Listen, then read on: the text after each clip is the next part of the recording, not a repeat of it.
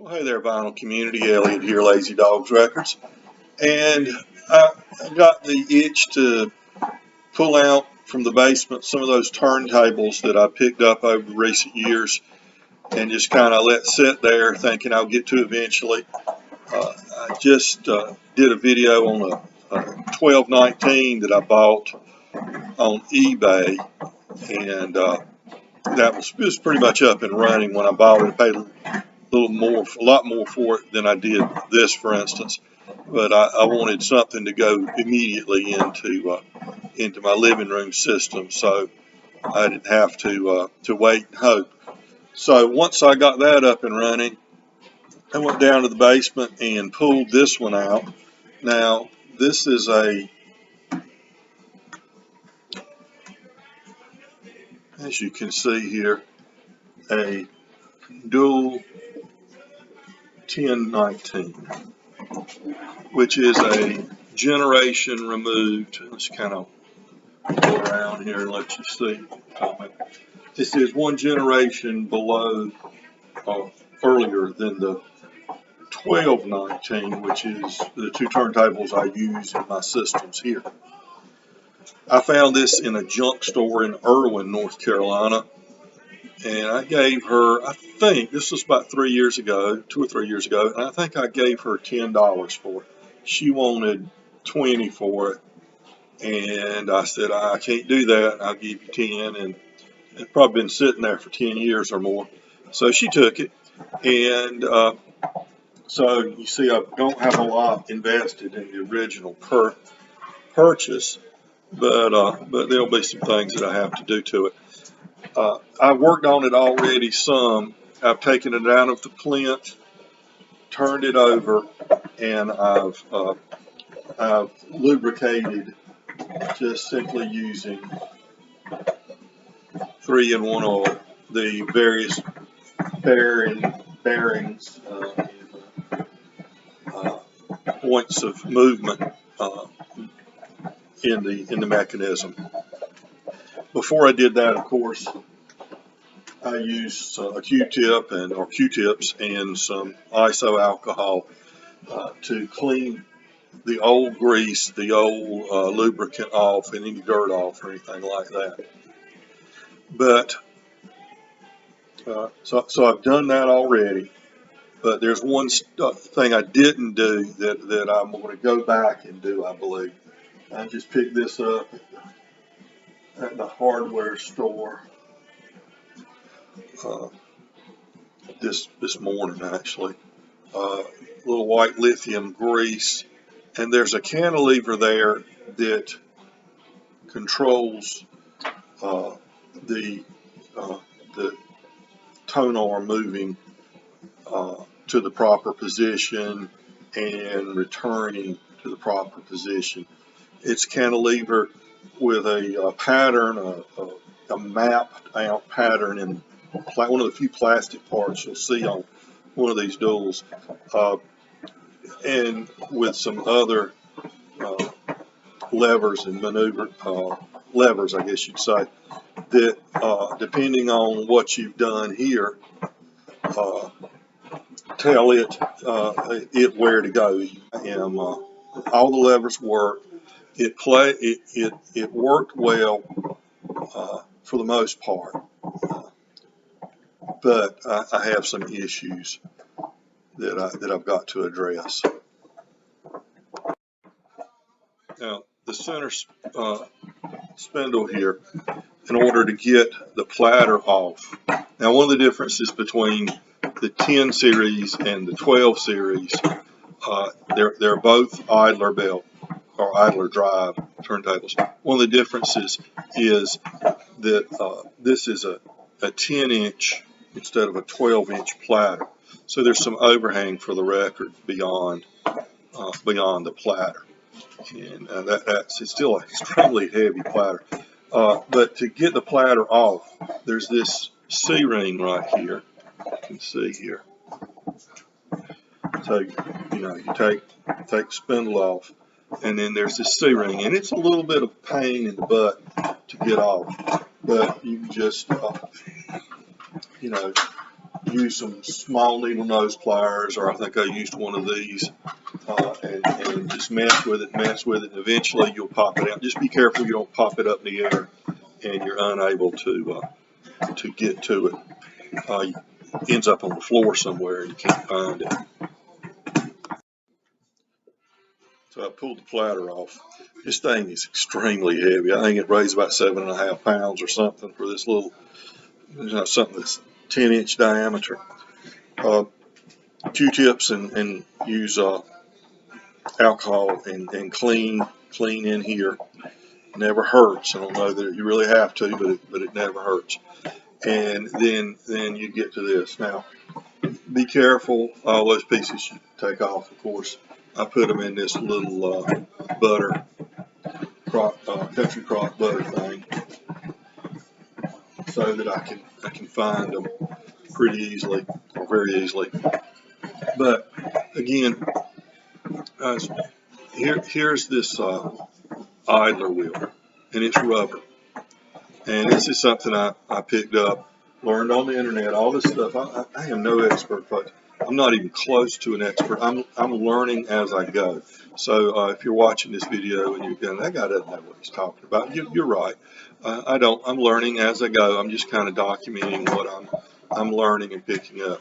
But this stuff right here, Rubber and You, I sent off this yesterday on Amazon, and I live in a small town, and heck, that stuff was here at 11:30 this morning. I dropped off. Amazing how quick Amazon can get things to you. Tried to buy it at my local hardware store, but they didn't have it.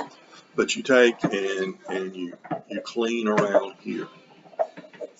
How to do it with one hand. So what I'm going to do is I'm going to apply this all the way around, and it'll soak in and expand it, and then as it dries, it'll clean it up and revitalize the rubber, make it much more rubbery and less brittle. So that's what I've done. You can see a little bit on the side but I've just gone on the contact point. And what happens is the motor here, of course, turns the idler wheel, and the idler wheel in turn turns the platter, and that's how we make the music. Now,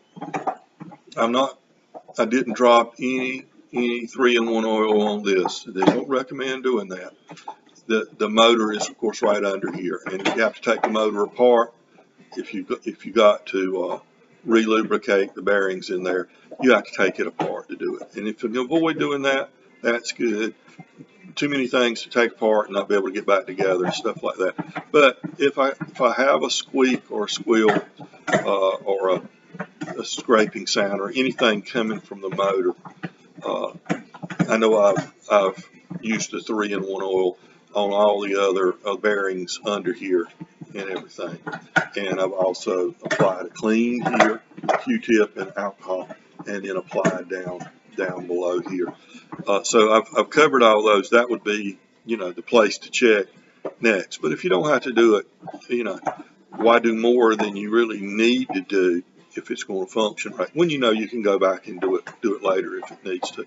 See, now this is already dried here, so hopefully that'll keep this revitalized and you never have to replace this. Now, the next thing I'm going to do is I'm going to take this out of the plinth, and what you do is you unscrew these. You got one here and one here, and get them loose, and then you can tilt them up because they're being held in place when they're straight down into this plinth, and you tilt it up and work it out. Sometimes you have to jiggle it a little bit and work it out from the plinth, and you can put it over on its side but you always, of course, have to be careful with the tone. You don't want anything to happen to the tone. But I'm going to flip it back over, show main points where I applied the lubricant, and I'm going to put grease on the part I was talking about that controls the on often start. Okay, so I got it out of the, turn this light off, it's too bright, I believe. I got it out of the plinth. These are little pieces right here, very simple, where this piece right here will fit into place. Actually, see how this one's leaning over, that's what you do, you lean it to get it out of this place. I actually couldn't get this one loose, and I didn't want to, I'll lubricate it again. I didn't want to strip it. So once I got this one up, I could lift it out and I could slide this side out.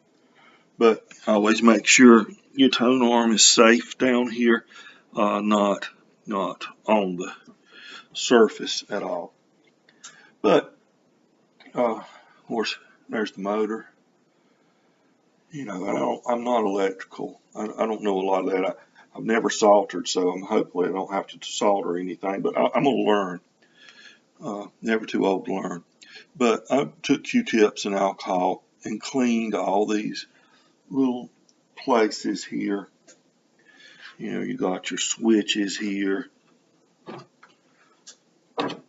You get down in here and clean, and then you go back and put a lubricant there. 3-in-1's what I did.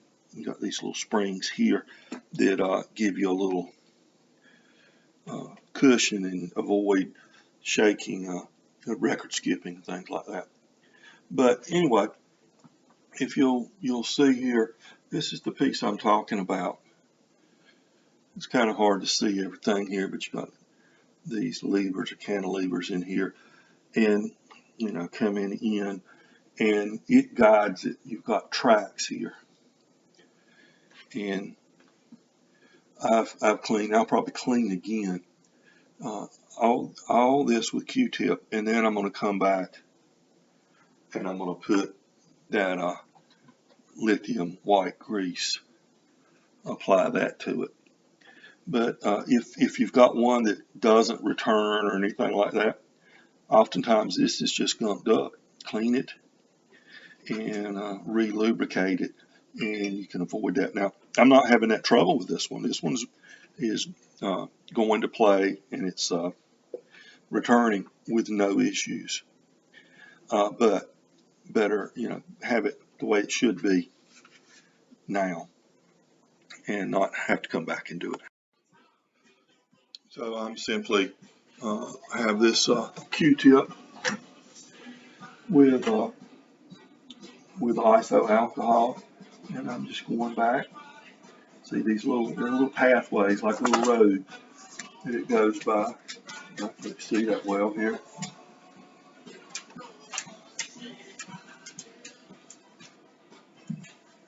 Get it.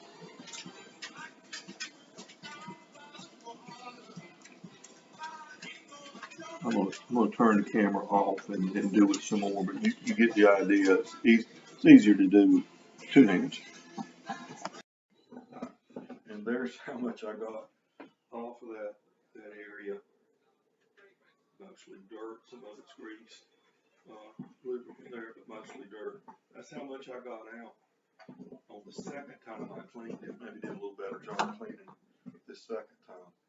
But now I'm going to apply a little bit of this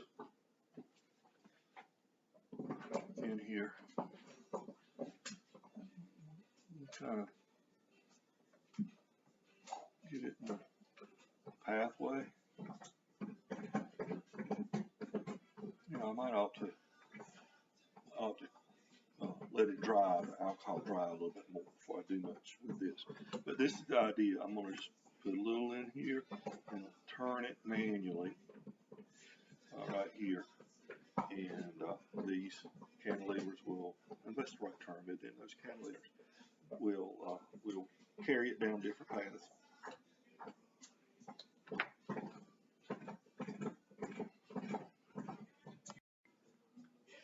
And you can see, I hope you can see, the white grease scattered about on various routes that this will take, depending on what it's asked to do. What I'm gonna do is I'm gonna turn it here by hand more and try to get it to go on everywhere, and then I'll look at it again, and if there's too much excess, I'll wipe some of it off.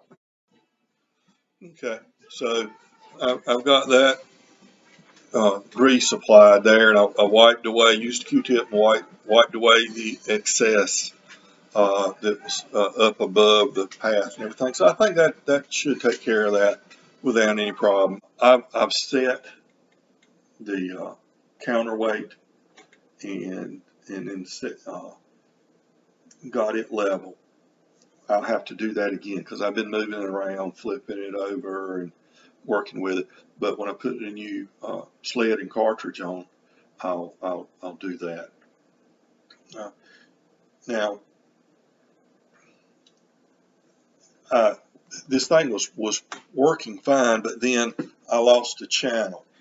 And what I found is, from reading what people have been saying about the duals, that their Achilles heel, their weak point, and otherwise excellent design, and usually the idler wheel instead of a direct drive or a belt, things like that, which I think are positive.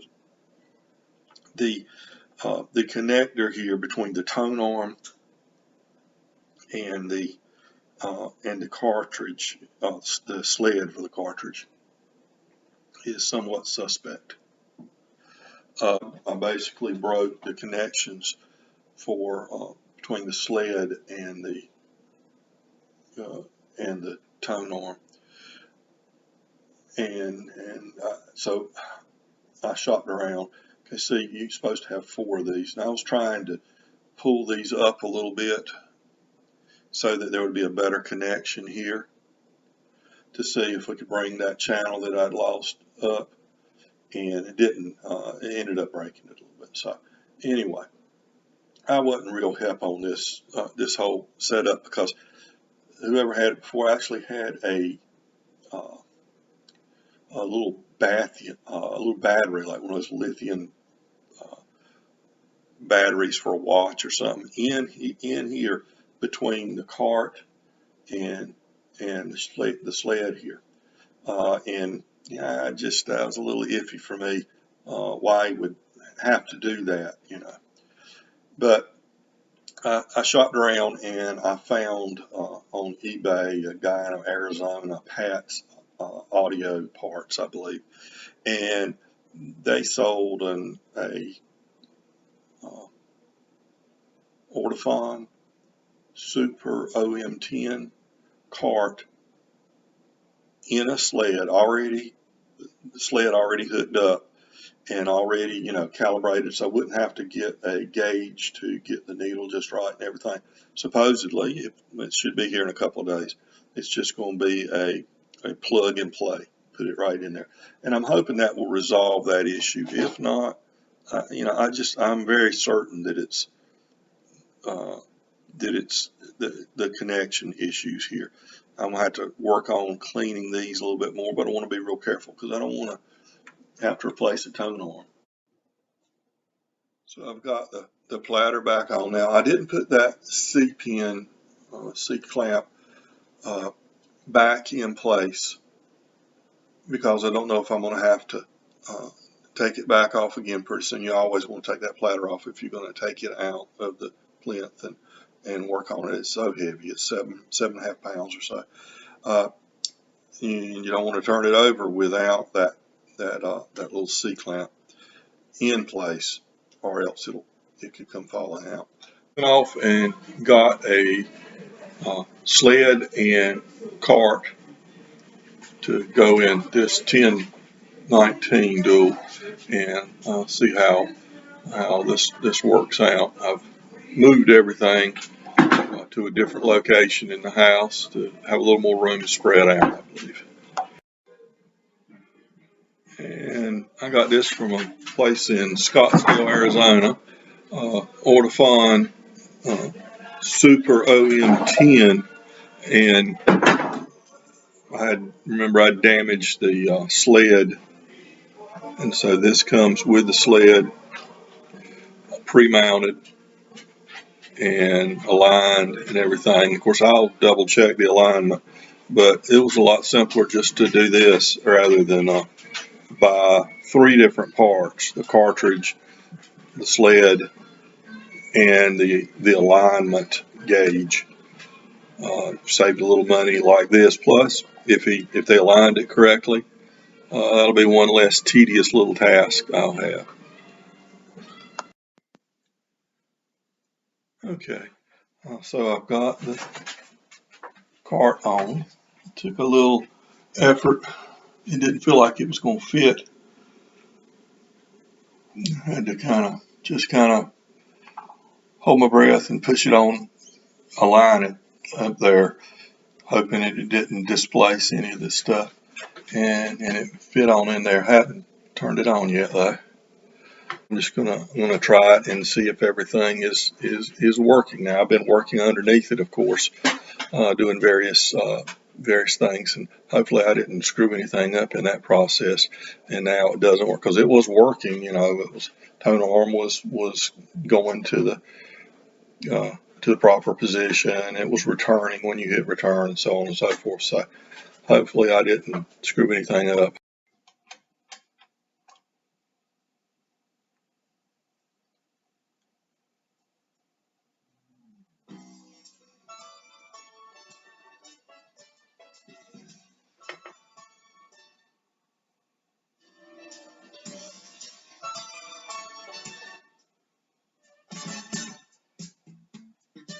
Okay.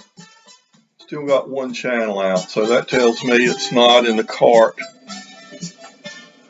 It's either in the wiring tone arm or more likely the RCA cable. I've placed the RCA cable, so possibly it's in that connection somewhere. I don't know. Let's see. So I guess persistence pays off. Pays not to give up. After I hooked up this Portafon Super OM 10, it came, as I showed earlier, it came with the sled already set up in the sled, but got it in, and I still had only one channel playing. So I just watched some videos, troubleshoot. Didn't find any videos that really defined my problem, although I found some that helped me a lot. But on the head shell here on the dual, there's a white piece that holds the pins in that make contact with the sled. And I cleaned them up good. That didn't do anything, didn't have any effect. But I found out you could actually take them off, slide that plastic piece down. And you have to be careful because the wire running through the tone arm is connected there, of course, and it's really delicate. But I got it slid off, and I cleaned it up even more. I deoxed it, cleaned it up even more. That then, and I'm not sure if that's what did it or not, but before that, I had taken it out, flipped it over, and all the contact points where that wire from the tone arm comes in, I worked on those. I cleaned them with the trusty alcohol Q-tips, and then came in with the stuff you can't really do without, deoxit. And using Q-tips, I cleaned all those contact points. Don't know if that did any good or not. Where the RCA plugs plug in, I cleaned the inside. It was the left channel that wasn't playing. I cleaned both of them really good. Moved the plugs in and out a bunch of times to try to create friction, and checked all my connections. And the wires that are used here are paper or not paper thin, they're even thinner than that. They are very thin. So you have to really, get a magnifying glass and to see if truly they are connected or if there's been a break. I was thinking maybe I'd find a wire that sometime in my cleaning earlier I had touched and pulled enough to end that connection. I don't know what actually did the trick. I got it up and I putting the sled on and off. The sled had trouble getting it to fit just right, but I did get it to fit. And then I thought it still wasn't working, and I tried my a different channel. I tried my FM radio here, and I tried it before, and I had both channels. But this time I went back uh, and tried it on the FM, and I was only getting one channel. So I said, okay, well, maybe it's not the turntable anymore. Maybe it's something here. And it turned out it was a poor connection from that speaker there. And there's Chester. He's brought me a bone. Thank you, Chester. So I worked on that, got the speaker connected better, established it with the radio, it was working. So then I held my breath, put the sled back on, and put the turntable on. And as you can see, I'll switch it from one and get both speakers. The left had been the one that was out on me, and the right. And they were both working. So I've done everything I can think of to service this. Everything now seems to be working really well. Keep my fingers crossed. I had watched a video on how to rewire this, and you can rewire it, go directly under it, go directly to the RCA, the outlet, the plug-in for the RCA, and bypass some of the stuff that's down there, and it'll be fine. Then you can ground it with a different grounding wire, I believe, and go directly to the cartridge from the wire instead of going into the shell head, and from the shell head down to the sled, and from the sled to the cartridge. I was getting myself psyched up about doing that. Yes, you can do it, but now it looks like I don't have to now. So this is what I ultimately end up with. I've got another dual project that I've completed. I think I mentioned before, this is the dual 1019, and it came from a junk shop, and I think I paid $10 or $15 for it, and I'm gonna pair that with not a vintage, but just an old Sony. I think it's about 80 watts per channel here, but it's it's one that doesn't come with the phono jack. So I think I got this at a charity place and paid charity thrift shop and paid maybe I might have given them $20 for it, $15 or $20. And then over here is because this, of course, was one of those models. 2012, I believe, is when this came out. Doesn't come with a phono amp. I got this. This is a realistic phono preamp, and it's a realistic 422109, I believe, and it's nothing special at all. It serves the purpose, and actually it sounds good. It's maybe a $25 item at Radio Shack back in the early 70s, and I gave them $22 shipping and all. I think it totaled about $33. And I just lift the lid on here to see, finding a dual with a lid that's still in that good a condition is very difficult. And so I was very fortunate to find that. Did all the service I've already talked about, and got everything set up. And I'll just show you here.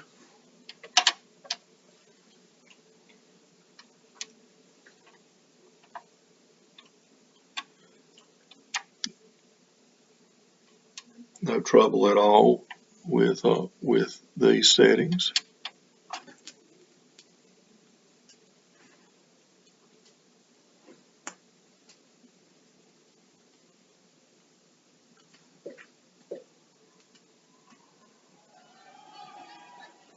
Live out, and this is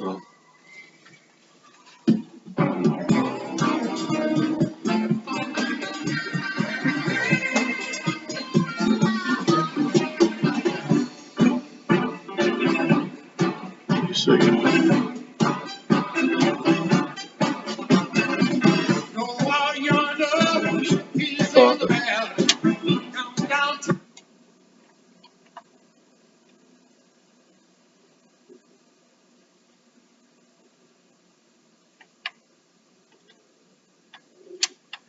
So the biggest expense for this, of course, I broke the sled and the cartridge. The cartridge was already pretty much shot. I believe I would have replaced it anyway. Trying to fix that short in one of my channels, and so I sent off to a place in Scottsdale, Arizona, and got this cartridge. You know, maybe I think it was $127 with tax, shipping, and everything for the sled and cart. Good that the Super OM 10, Super OM 10, I believe is what it's called. And so $127 there. Let's say I gave 15 for this. That's $142. I'm sure a little this and that. Say $145 I have invested in this. From the mid 1960s, the Dual 1019. I'm very pleased with that. So that's just the latest me trying to see what I can do, tinker with, and learn more. I learned a lot on this, on working on this one. And I'll mention this. True Note is a download on your phone, and you can just set this on the platter, and it will work to check your regulate speed. The speed was just perfect, dead on. It's got an adjustment here for the speed. Let's see if I can do this in one hand. It's got this adjustment here, right here, for fine tuning your speed. But I did not have, I moved it left and right. It definitely works, but it went right back to dead center where it didn't need any less or any more. So couldn't ask for any more than that. So there we go.